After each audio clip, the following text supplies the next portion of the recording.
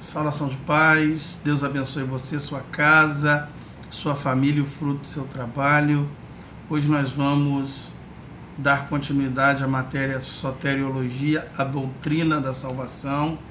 Hoje nós estamos no quarto tópico e é a terceira parte, né? Então na terceira parte nós vamos tratar do tópico 4, que é o destino dos salvos, e se der tempo a gente trata sobre a graça de Deus.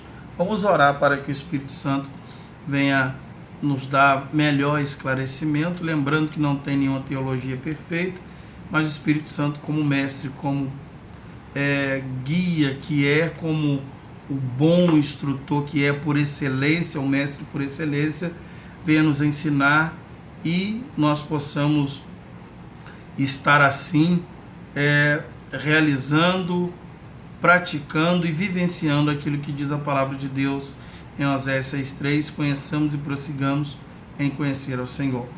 Senhor soberano e eterno Pai, graças te damos em nome de Jesus em tudo e por tudo. Pedimos que o Espírito Santo nos dê clareza, venha nos esclarecer aquilo que está sendo proposto, que nós possamos compreender essa temática que envolve essa matéria, o destino dos salvos, e que o Senhor esteja a cada dia acrescentando-nos o conhecimento necessário para que possamos não só vivê-lo e crer nisto, mas que o Senhor nos dê graça para ensinar também para as outras pessoas a razão, a esperança da nossa fé em Cristo. Em nome de Jesus. Amém. Então, falando aqui sobre o destino dos salvos, está aqui o texto. O céu é o trono de Deus, mas também é a pátria de todos os salvos. Ou seja, o céu, ele é o trono. Quando a gente fala em trono, a gente fala lugar de onde Deus direciona e governa e reina sobre tudo e todas as coisas. Mas também ele é o que? Ele é a pátria de todos os salvos. Então, quando a gente fala de pátria, a gente fala necessariamente de um lugar, né? De um lugar. Então o céu, ele é o lugar de todos os salvos. A gente Pátria Amada Brasil, né? Então Brasil é um lugar, embora seja terreno, mas o céu, ele é invisível, mas ele é real. Então ele é a pátria, é lugar de todos os salvos.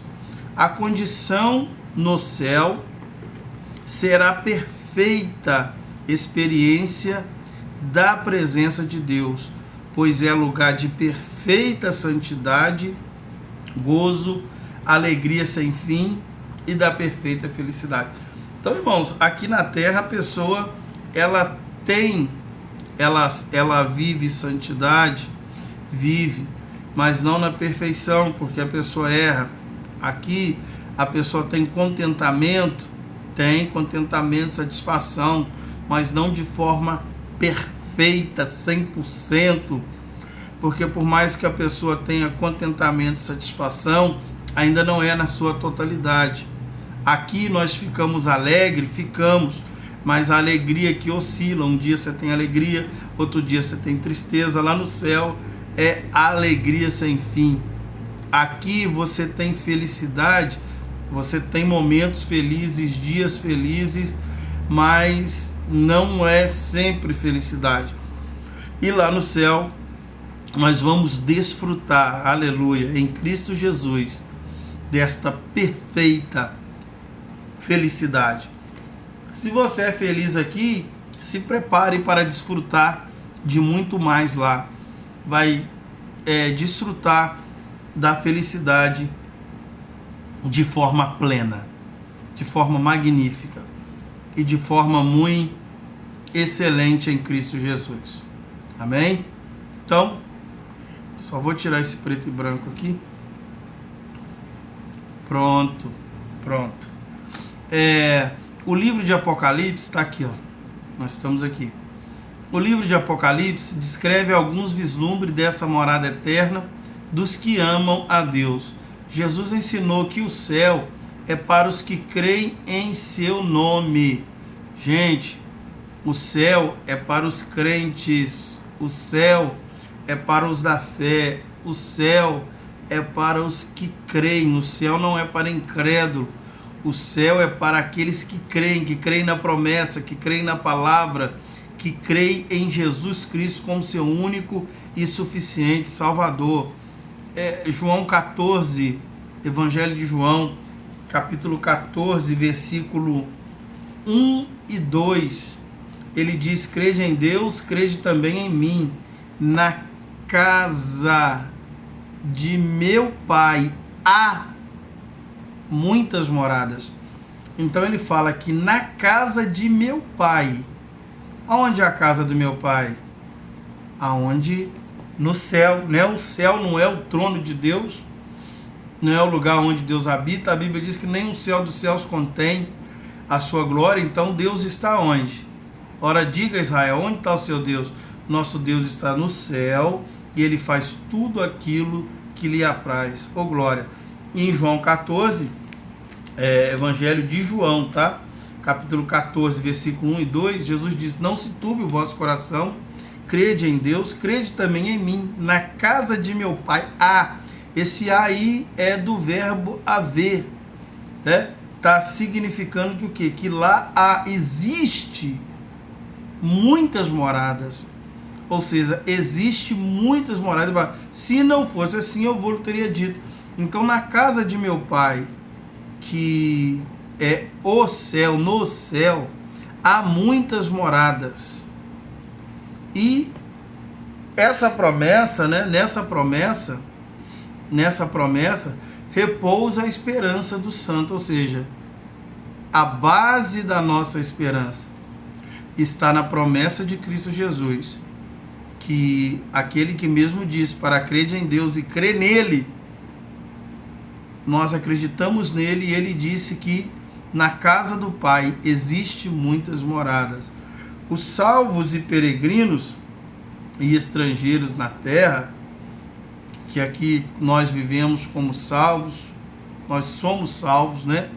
A Bíblia diz em 1 Coríntios capítulo 1, versículo 18, que o evangelho é loucura para aqueles que perecem, mas para nós que somos salvos. Esse somos aí está na segunda pessoa do plural, do presente, do indicativo. Ou seja, está no tempo presente. Nós somos salvos. Para nós que somos salvos, é o poder de Deus. Então, para nós que somos salvos e peregrinos aqui, estrangeiros aqui na terra, nós cremos nessa promessa. Nós cremos nessa promessa. A pátria definitiva. Gente, isso aqui é muito importante. O céu é a pátria definitiva dos remidos. Então o céu não é lugar de passagem, não é passageiro. Nós cremos, professamos e ensinamos que o céu é a pátria definitiva dos remidos. Quem são os remidos? Aqueles que aceitaram Jesus como Senhor e Salvador. E estes aguardam o dia em que o Senhor Jesus virá buscá-lo para estar juntamente com ele. O céu é o destino da igreja. Jesus disse: para onde eu estiver, estejai vós também. Então, assim, irmão, nós pregamos e nós também cremos e nós também ensinamos. Por quê? Uma rápida explicação aqui para vocês. Olha o que acontece, o que temos aqui, para melhor ficar elucidado aqui para vocês sobre a nossa fé. Eu tenho um quadro aqui ilustrativo que eu sempre costumo usar para dar aula, para explicar às pessoas, que é o plano divino. E o que a Bíblia diz? Veja bem, A parábola de Lucas fala, ora, havia um homem, eu vou colocar aqui o texto aqui para vocês acompanhar, porque aí fica mais fácil também, né? Aqui, ó. Vou colocar aqui para vocês acompanharem, para que possa ficar bem mais fácil.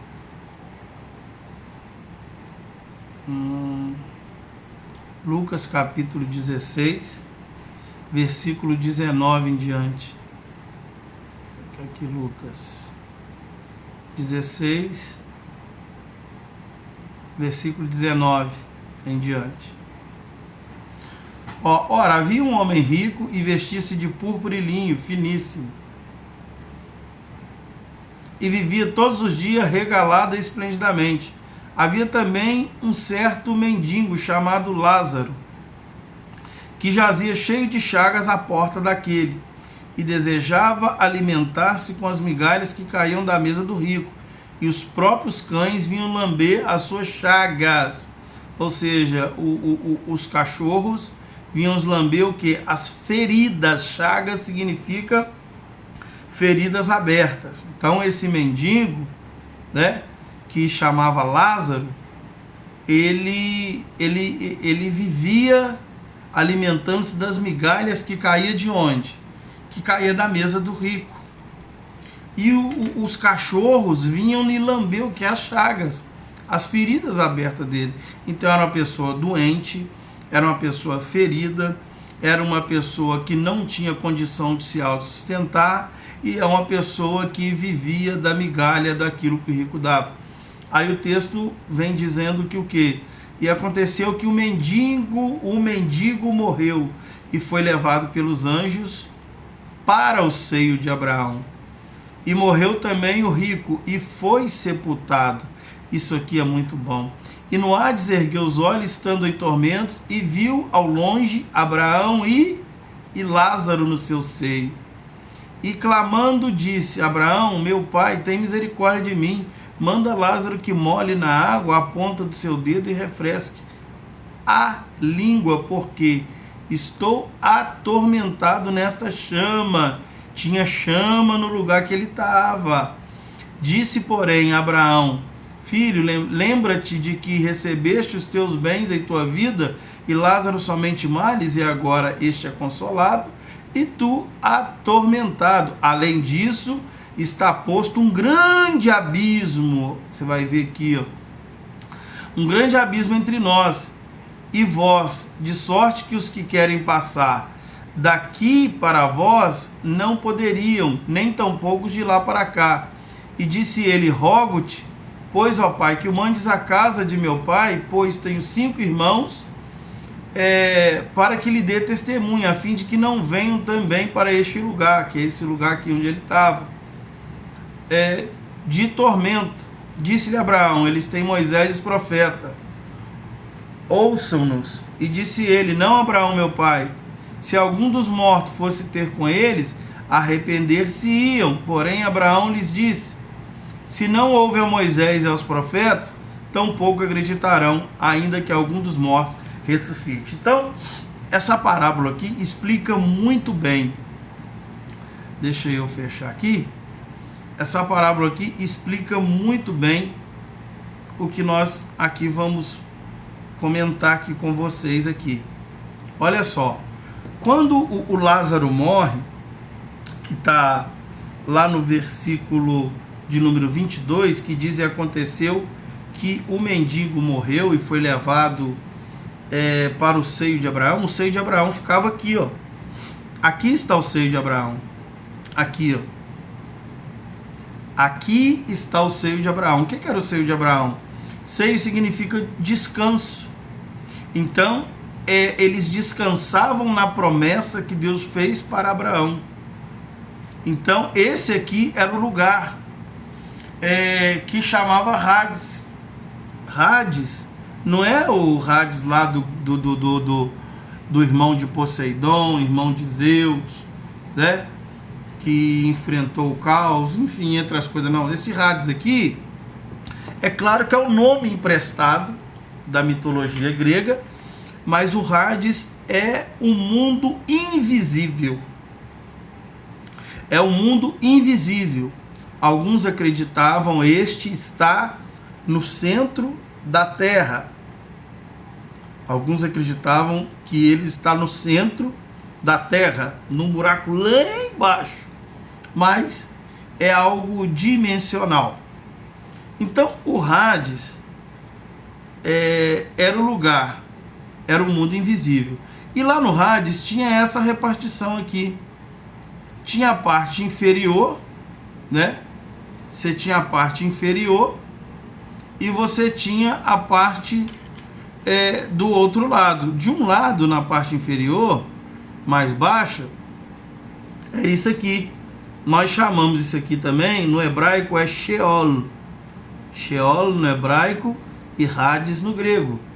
E no português nós traduzimos isso aqui por inferno. Porque o que é inferno? Inferno é lugar de tormento, inferno é lugar de profundo sofrimento. Então você vê que a pessoa fala assim, a minha vida está um inferno, ou seja, a minha vida está um tormento terrível, está insuportável.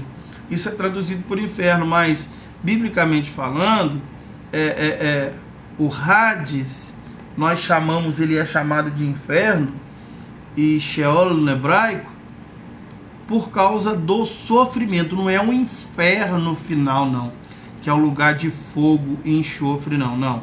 Esse inferno final, ele é aqui, ó, lago de fogo e enxofre, que é chamado de Gehenna. Tá aqui, ó. Esse aqui é para onde vão as pessoas que morreram e morrerão sem Cristo, e depois do juízo final elas vão sair lá do Hades, de onde eu tinha mostrado ali, né? Elas vão sair de lá e vão vir para cá e vão receber o dano da segunda morte, que é esse lugar aqui. Então, aqui é o Hades, de onde elas vão sair e lá para o grande julgamento do grande trono branco e vão ficar aqui eternamente. Hoje, quem morre fora de Cristo, quem morre sem Jesus, está nesse lugar aqui, ó. E nesse lugar aqui a pessoa fica aguardando o julgamento. Lucas 16, 23. Lucas 16, 22 diz que o rico morreu e foi sepultado, e a alma dele veio parar aqui. E olha, meus irmãos, não é o corpo dele que está sofrendo aqui, é a alma. Por quê? Porque o texto diz que os dois morreu. Os dois morreu. Então o rico veio para cá. Qual que é o nome do rico? Não fala. Qual que é o nome do rico? Não fala. O rico veio para cá e o Lázaro, aonde o Lázaro veio? Olha o Lázaro aqui, ó. O Lázaro veio para o seio de Abraão. Só que enquanto Lázaro estava sendo consolado e estava ali de boa, como se diz, o outro do outro lado de cá estava sendo atormentado em chamas. O texto do versículo 23, Lucas capítulo 16, versículo 23, diz, ó, estando em tormento, ele viu ao longe quem? Viu Abraão no seu seio. Irmão, isso é muito sério. A gente prega o evangelho, as pessoas falam, Deus mandou a pessoa para o inferno. Irmão, Deus não manda a pessoa para o inferno assim aleatoriamente, não. A pessoa vai para cá, ó, por desobediência. Olha o que diz o texto aqui de João capítulo 3, versículo de número 16. Eu gosto muito de ler esse texto e explicar, ó, porque Deus amou o mundo de tal maneira que deu o seu Filho unigênito, para que todo aquele que nele crê não pereça, né? Mas tenha a vida eterna. Aqui é o propósito de Deus, porque Deus enviou o seu Filho ao mundo, não para que condenasse o mundo, ora, não para que condenasse o mundo. O intuito de Jesus não é condenar o mundo, mas é para que o mundo fosse salvo por ele. Salvo por ele. Então, por que, pastor, que as pessoas elas vão para o inferno? Por causa disso aqui, ó. Quem nele crê, nele quem? Quem em Jesus crer. Nele aqui em Jesus. Quem nele crê não é condenado, mas quem não crê, o que acontece? Já está condenado. Ou seja, o estado de quem não crê em Jesus é um estado de condenação. E se a pessoa morre nesse estado de condenação, ela vai para aqui, ó. Ela vai para aqui. Depois que ela ressuscitar, ela vem para cá. Então é por isso que nós pregamos, é por isso que nós falamos, é por isso que nós somos chatos, porque a palavra de Deus, nós cremos que a Bíblia é a palavra de Deus. E a Bíblia diz que quem não crê nele já está condenado. E a condenação é esta. Aí ele explica como é que a condenação é. Que a luz veio ao mundo e os homens amaram mais as trevas. Os homens amaram mais as trevas do que a luz, porque suas obras eram más. Quando fala que amou mais as trevas, tá falando que a pessoa amou mais a escuridão, amou mais fazer aquilo que é ruim, amou mais o pecado do que a Deus. Por isso, tudo aquilo que contraria a palavra de Deus, tudo aquilo que é pecado, nós devemos rejeitar. Então, a pessoa que não crê em Jesus, ela aborrece a luz. E o texto fala aqui, porque todo aquele que faz o mal aborrece a luz, e não vem para a luz para que as suas obras não sejam reprovadas.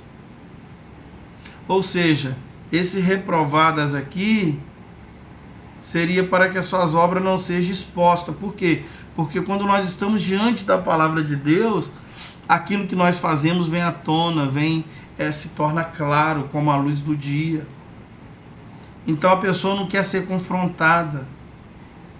Mas quem pratica a verdade vem para a luz, ou seja, quem é de Deus vai ouvir a palavra de Deus e vai aceitar Jesus. Por isso a gente não deve ficar quebrando cabeça com a pessoa, porque primeiro quem convence não é eu. Quem convence é o Espírito Santo. A Bíblia diz: nem por força e nem por violência, mas pelo meu Espírito, diz o Senhor. Então, meus amados irmãos, por isso que a gente prega, porque quem morre sem Jesus vem para cá. E a pessoa vindo para cá é terrível. Então vamos aqui, Sheol em hebraico ou Hades grego significa lugar dos mortos, composto de duas partes: paraíso, que é o seio de Abraão aqui, para os salvos, e o inferno de sofrimento para os não salvos, como eu já falei aqui. O mais profundo inferno chama-se abismo, ou poço do abismo, ou tártaro, ou seja, prisão de demônios e anjos caídos. Então aqui, esse lugar aqui se chama Tártaro. Lucas 16, 26 fala: e além disso, está posto um grande abismo, que é esse abismo aqui, entre o inferno e entre o seio de Abraão, existe um abismo. Que quem está aqui não passa para cá, e quem não está aqui passa para cá. Mas por um milagre, esse rico que estava aqui viu Lázaro lá no seio de Abraão. Enquanto esse aqui estava sendo atormentado em chamas, então eu sei que o quê? Primeiro, se ele estava sendo atormentado, então ele tinha consciência do lugar onde ele estava. Se ele lembra dos irmãos, é porque ele tinha lembrança, e só tem lembrança quem tem memória. E se ele sente que estava sendo atormentado, é porque ele tem que envolve o que? O seu sentido, envolve o sentimento. Então a alma, ela tem lembrança, ela tem memória, ela tem sentimentos, e tudo isso prova que o ser humano, a parte imaterial dele, ela não morre, ela continua com Deus ou sem Deus. Só que ele foi para um lugar aonde ele não tinha a presença de Deus como conforto. Ele foi para o inferno, ele foi para o Hades, ele foi para o Sheol, ele foi para o lugar de tormento. Por quê? Ele não cria na palavra, não viveu a palavra, não recebeu a palavra. Agora, o mendigo, com certeza, ele creu na palavra. O mendigo, com certeza, ele era desprovido das coisas materiais, mas mesmo assim ele crê. Irmãos, é por isso que nós não falamos que a pobreza é maldição e que Deus rejeitou os pobres. Não, a Bíblia diz que quem escarnece do pobre, escarnece de Deus que o fez. A Bíblia diz: Deus criou o rico e o pobre, ambos Deus o fez. E quem presta ao pobre, quem dá ao pobre, né, como diz o ditado em Provérbios, quem dá ao pobre é como se ele estivesse emprestando algo para Deus. Quem ajuda os pobres é ajudado por Deus. Amém? Então, quando a pessoa morre em Cristo Jesus, a pessoa morreu. O que vai acontecer com ela? Ela vai aqui, ó. Ela vinha para cá. Agora, esse seio de Abraão, Efésios 4, 7 e 8, como diz que quando Cristo morreu, ele desceu, mas ele subiu ao céu, levando cativo o cativeiro, e deu dons aos homens. As pessoas que estavam aqui no Sheol, no Hades, nessa parte aqui, que é chamado de seio de Abraão, agora ela está aqui, ó. Cristo ressuscitou, levou cativo o cativeiro, pegou todas as pessoas que estavam aqui e transportou para cá, ó. Transportou para aqui, ó. Aqui. Aqui, ó. O que é isso aqui? Paraíso. Paulo fala na carta dele, segunda carta de Paulo aos Coríntios, capítulo 12, versículo 3, ele fala, 1 Coríntios, capítulo 2 Coríntios, 2 Coríntios, capítulo 12, versículo 2, ele fala: conheço um homem em Cristo que há 14 anos, se no corpo não sei, se fora do corpo não sei, Deus o sabe, foi arrebatado ao terceiro céu. Aqui, ó. Terceiro céu é onde Deus está. Primeiro céu, atmosférico, né? Que é o das nuvens. Segundo céu, céu dos astros, céu das estrelas, sol dos planetas. Terceiro céu é onde Deus habita. Amém? Então, primeiro céu atmosférico, segundo céu, o céu dos astros, terceiro céu é onde Deus habita. E Paulo fala aqui, eu sei que tal homem, versículo 3, se no corpo, se fora do corpo, não sei, Deus o sabe, foi arrebatado ao paraíso. Paraíso. E ouviu palavras inefáveis que ao homem não é lícito dizer. Então o apóstolo Paulo, ele foi arrebatado ao terceiro céu. O apóstolo Paulo, ele foi arrebatado ao paraíso. Ele chama paraíso de terceiro céu, tá, irmãos? Segundo aos Coríntios 12, 2 fala terceiro céu. Segundo aos Coríntios 12 e versículo 4, ele chama de paraíso. Ele faz um intercâmbio. Ora ele fala terceiro céu, ora ele fala paraíso, significando o mesmo lugar. Então, em Apocalipse aqui, ó, Apocalipse capítulo 6, versículo de número 9, aqui, ó, Apocalipse capítulo 6, versículo de número 9, até o versículo de número 11, lá fala que tinha almas lá que vão ser mortas, e essas almas estavam debaixo do altar. Não significa, o altar está aqui e as almas estão aqui debaixo, não, que é isso, o céu é muito grande. Quando fala de debaixo do altar, elas estavam em algum lugar no céu, debaixo do trono, do altar de Deus.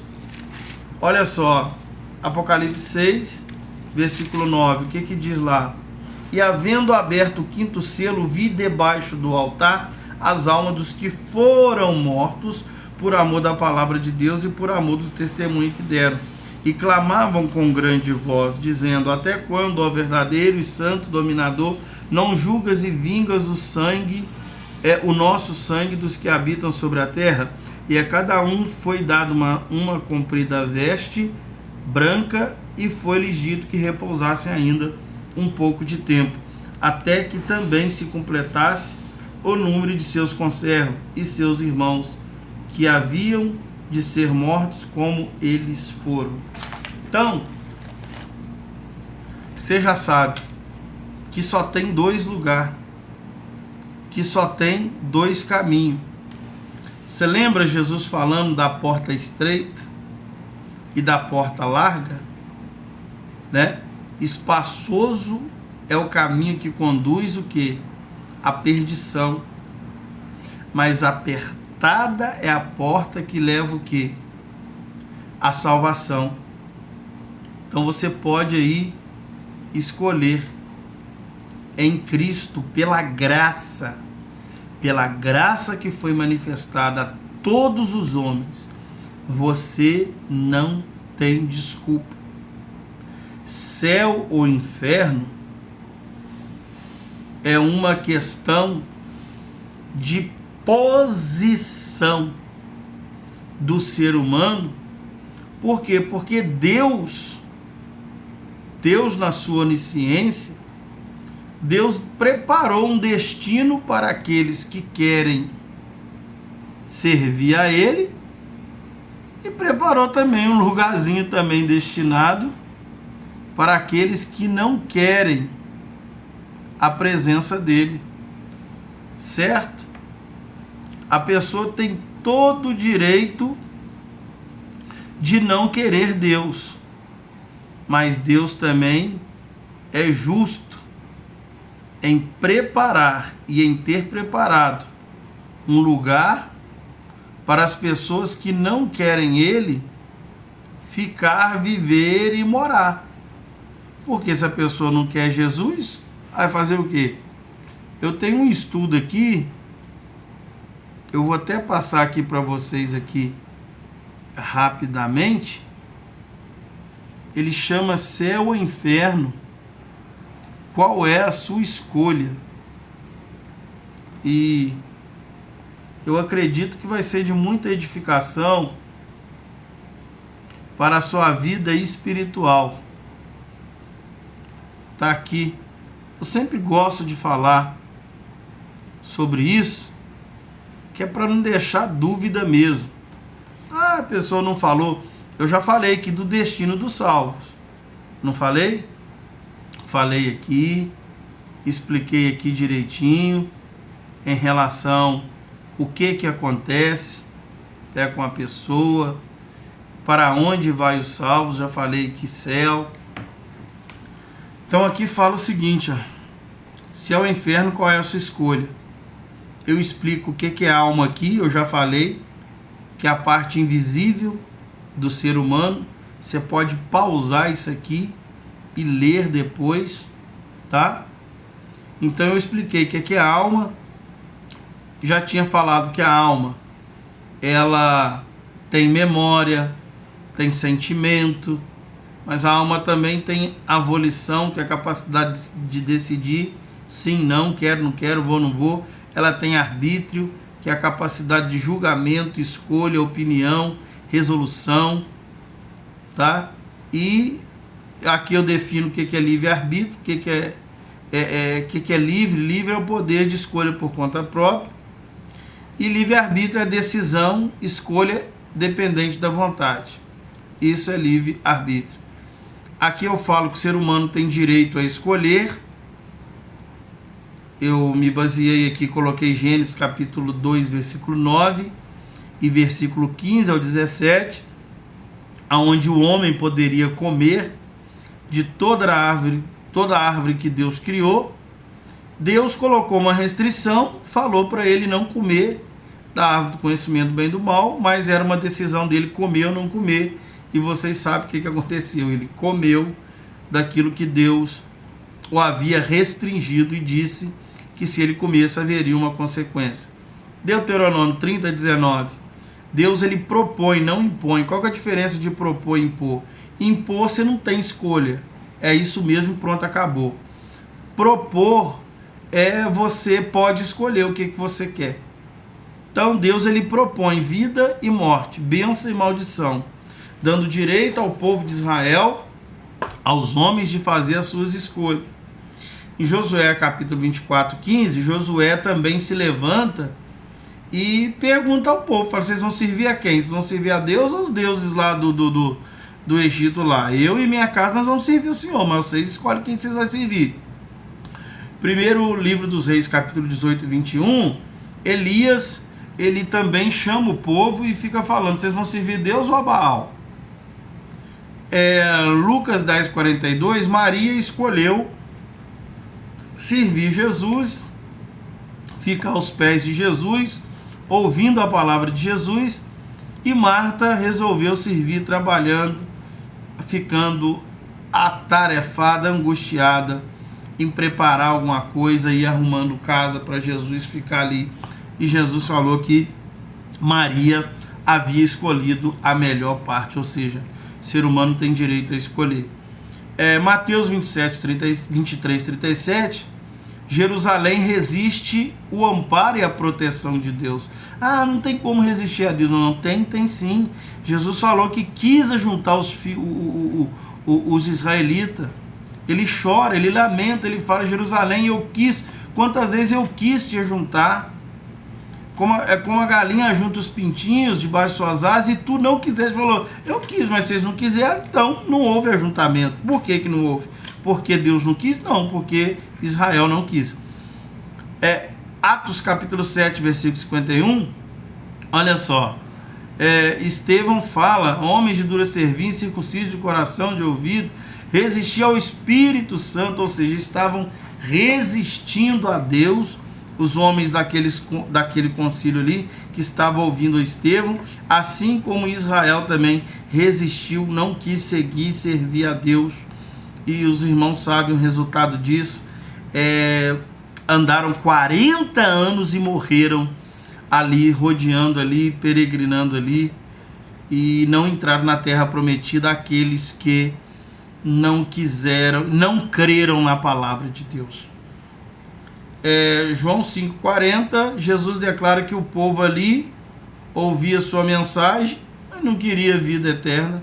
Jesus falou, e não, aqui é o texto, ó, e não quereis vir a mim para ter vida. Ele não queria, as pessoas não queriam.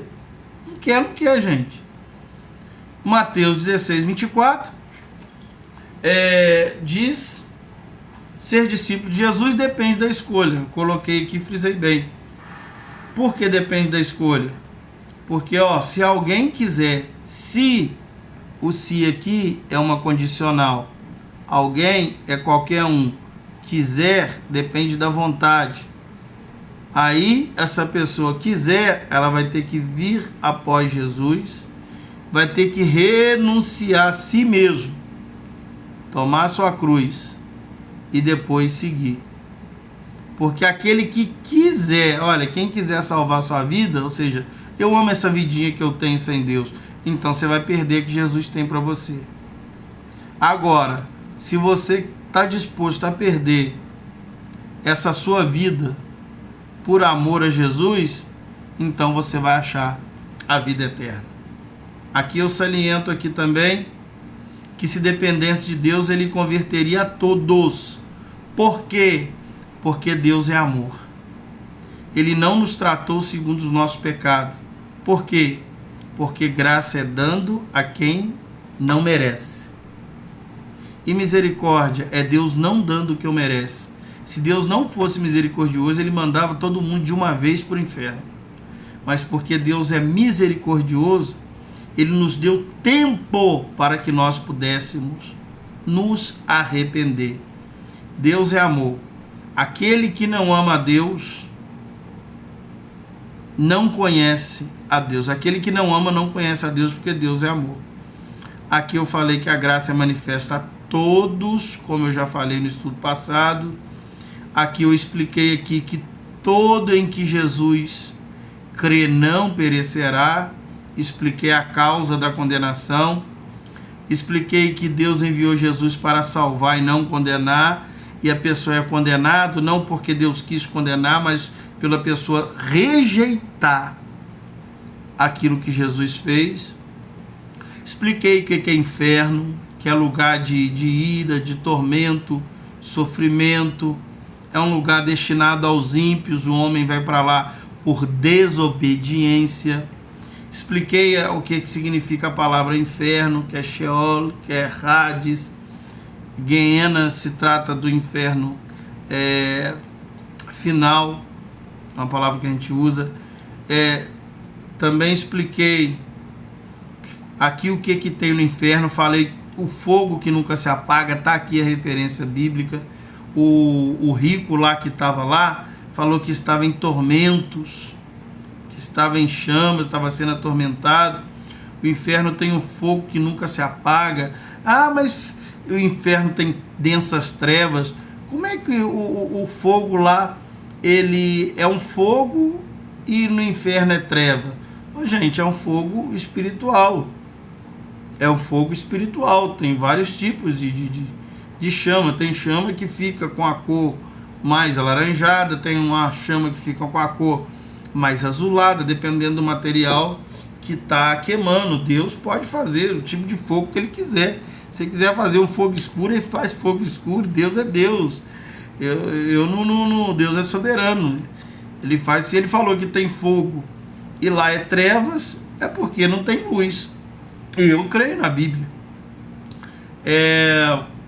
Lugar de pranto e ranger de dentes, Mateus 24, 51 fala isso.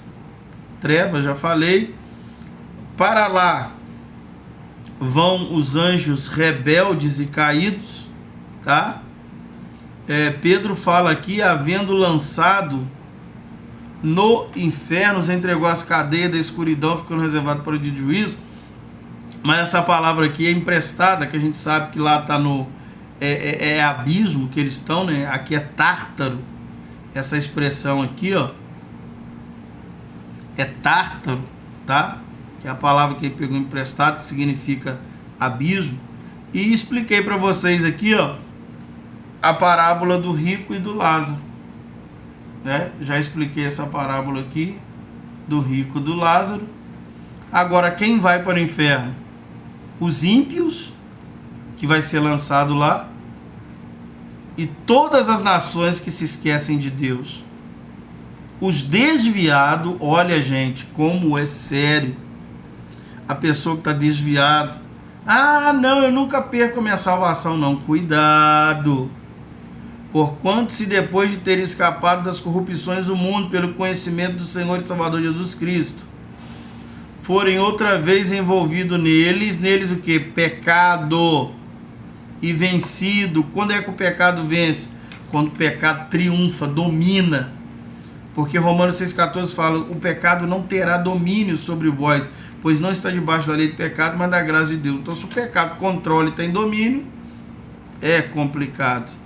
Aí fala, tornou-se-lhe o último estado pior do que o primeiro, porque melhor lhes fora não conhecer o caminho da justiça do que, conhecendo, desviarem-se do santo mandamento que lhes fora dado. Aí sobrevém o ditado, o que é? E um provérbio verdadeiro, o cão voltou ao seu próprio vômito. O cão voltou ao seu próprio vômito, e a porca lavada ao esponjador de lama. Então, muito cuidado com o pecado. Ah, mas como é que eu sei que a minha mente não está cauterizada, que eu não blasfemei contra o Espírito Santo, que eu não tragi o sangue da nova aliança? Enquanto na sua mente tiver não cauterizada, há um temor, né? Há um sentimento de eu estou no erro e preciso me consertar. Quem tem a mente cauterizada, ela nunca vai querer se consertar mais, porque ela vai estar entregue ao pecado. Aos tímido aqui, tímido, incrédulos, abomináveis, homicidas, fornicadores, feiticeiros, idólatras, e todos mentirosos. Olha o perigo da mentira aí. Sua parte será no lago que arde com fogo e enxofre. Todo esse tipo de pessoa aqui vai para o inferno. É o que a Bíblia diz. Os tímidos aqui, covardes, não é questão de temperamento, mas são aqueles que sabem e não assumem seu compromisso com Deus. Ah, por quê? Ah, porque se eu assumir o compromisso eu vou perder o emprego. Ah, se eu assumir o compromisso com Jesus eu vou perder o marido, eu vou perder fulano, eu vou perder Beltrano e não sei o que tem. Você é um covarde então. O reino de Deus não é para você. Jesus falou, aquele que me negar diante dos homens, eu também vou negar ele quando vier na presença. Eu na presença do meu Pai diante dos seus anjos. Então não negue Jesus por causa disso. Ah, eu tenho vergonha de falar que eu sou crente na faculdade, na escola. Não faça isso. Não sabeis, os injustos não hão de herdar o reino de Deus. Quem que é injusto? Quem pratica injustiça. A Bíblia diz que não hão de herdar o reino de Deus. Ó, devassos, idólatras, adúlteros, efeminados e sodomitas. Tá? Tem essa classe de pessoa aí, ó. Sodomitas, efeminados, ou seja, tem práticas homoafetivas, ladrões, avarentos, bêbados, maldicentes, roubadores. Todas essas classes de pessoas aí, ó, não vai herdar o reino de Deus. Não é eu que estou falando, está aqui na Bíblia, e aqui a principal delas, como ranking número 1, os incrédulos. Quem que é os incrédulos? Aquele que não crê. Aquele que não crê. Porque quem não crê já está condenado. Amém? Então, feito todas essas assertivas explicações, aqui ó, nós fala do céu, parte de cima do universo. O salmista fala, se eu subir ao céu, né? Indicando que fica acima. Isaías 14:13, subirei ao céu. João 13:13, ninguém subiu ao céu. A Bíblia diz em Apocalipse 11:12, as duas testemunhas foram ressuscitadas e subiram. Então, aqui tá provado que céu é a parte de cima. Aqui eu falei aqui, Apocalipse, capítulo 12, 2 Coríntios 12, Paulo falou que foi arrebatado aqui ao terceiro céu. E esse terceiro céu aqui ele chama de paraíso, que é o destino dos salvos. Glória a Deus. Que é para onde nós vamos. João foi arrebatado em espírito e andou lá no céu. Ó, ele foi arrebatado no espírito, em espírito. Ó, e ele viu, ó, um trono que estava posto no céu.